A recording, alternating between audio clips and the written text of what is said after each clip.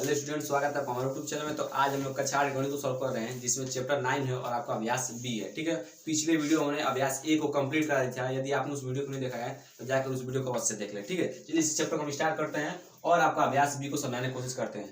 आपका पहला प्रश्न है कि चित्र 15, जो आपका चित्र 15 में चतुर्भुज एबीसीडी का प्रत्येक कोण क्या है? समकोण। समकोण मतलब होता है क्या है?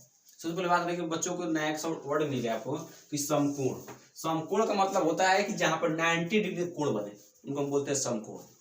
ठीक ना, एक समकोण त्रिभुज होता है। तो समकोण त्रिभुज किसे कहते हैं? जिसका एक कोण क्या होता है? 90 डिग्री होता है, उन्हें समकोण बोलते हैं। ठीक ना, तो समकोण का मतलब होता है 90 डिग्री का एंगल। ठीक है, सत्यापित कीजिए कि ए बी समांतर है CD के, मतलब ए बी समांतर है CD का, आपको सत्यापित करना है। ठीक ना, और ए डी समांतर है किसके? CB के। ठीक ना, ये आपको सत्यापित करना है। तो इसको हल कराने का बहुत से विधि हैं, बहुत से तरीके हैं। ठीक ना, तो ये हम आपको सबसे सिंपल विधि आपको बता रहे हैं। सबसे सिंपल विधि जो आप एग्जाम में लिख कर आएंगे तो नंबर नहीं कटेगा उससे। ठीक ना, तो क्या लिखना है आपको? यहाँ लिखना है हल। आप लोग सभी लोग जानते हो, तो बेसिक क्लास में बताया था कि एक ही रेखा पर मान लीजिए एक ही रेखा पर खींची गई दो लंब। लंब का मतलब क्या होता है? जो 90 डिग्री का एंगल बनाए। कितना डिग्री का एंगल बनाए? 90 डिग्री का। तो खींची गई दो लंब, मान लीजिए एक लंब ये हो गया 90 डिग्री का यहाँ बना दिया, एक लंब ये हो गया 90 डिग्री का यहाँ बना दिया। ठीक ना, खींची गई दो लंब परस्पर क्या होती है? समांतर होती है। एक बार सुनिएगा कि एक ही रेखा पर खींची गई दो लंब परस्पर क्या होती है बाबू? समांतर होती है। तो मान लीजिए एक रेखा है कि नहीं है? इस खींची गई दो लंब, देखिए लंब 90 डिग्री बनाया ना, ये भी लंब 90 डिग्री बनाया ना, तो एक दूसरे समांतर होगी नहीं होंगे? तो ये तो दूसरे के समांतर हो गए। और जब इस रेखा को लोगे तो एक ही रेखा पर खींची गई दो लंब एक दूसरे क्या होती है? समांतर होती है। तो ये दोनों हो जाएगा समांतर। उसमें ना और देखो, इस रेखा को ले लो, तुम ए बी को ले लो, तो ए बी को देखो, तो एक ही रेखा पर खींची गई दो लंब परस्पर क्या होती है? समांतर। ये दोनों समांतर हो गए। अब तुम इस रेखा को ले लो, तो इस रेखा को ले लो, चाहे इस रेखा को ले लो, चाहे इस रेखा को ले लो, चाहे इस रेखा को लो, तो इस रेखा को एक ही रेखा पर खींची गई दो लंब, ये लंब दोनों दिखाई दे रहा है ना, एक दूसरे क्या होती है? समांतर होती है। तो ये भी दोनों सिद्ध हो जाएगा और ये भी दोनों सिद्ध हो जाएंगे, हो जाएगा ना। तो आपको बस यही लिख देना है एग्जाम में, बस आपको कितना लिख देना है? लिखना है कि एक ही रेखा पर खींची गई दो लंब परस्पर एक दूसरे क्या होते हैं? एक दूसरे के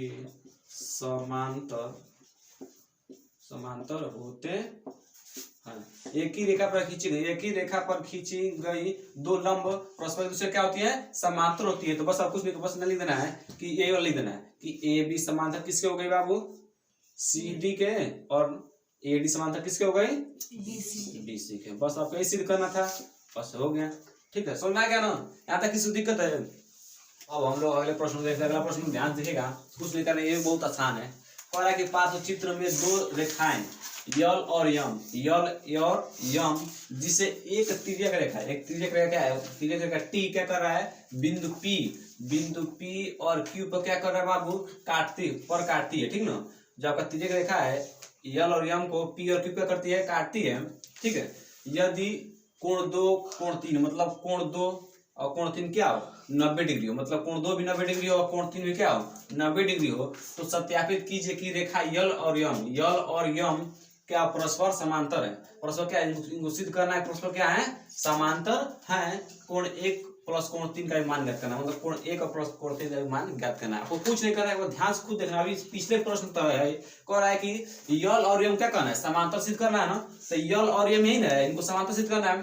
तो अभी बताए हैं कि एक ही रेखा पर खींची गई दो लंब रेखाएं परस्पर क्या आती है? दूसरे के समांतर होती है। ये लंब है कि नहीं होता है? ये लंब है कि नहीं? 90 डिग्री कोण बना रहा है कि नहीं बना रहा है?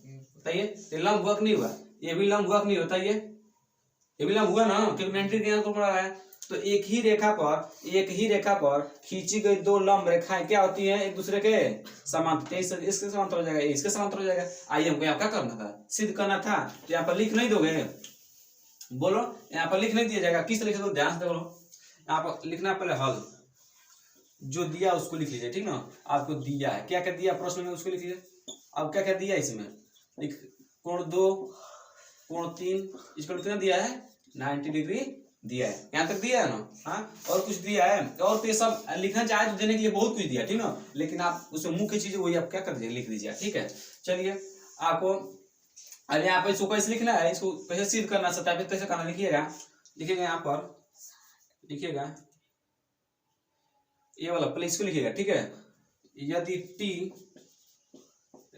यदि लिखिएगा लिखिएगा रेखा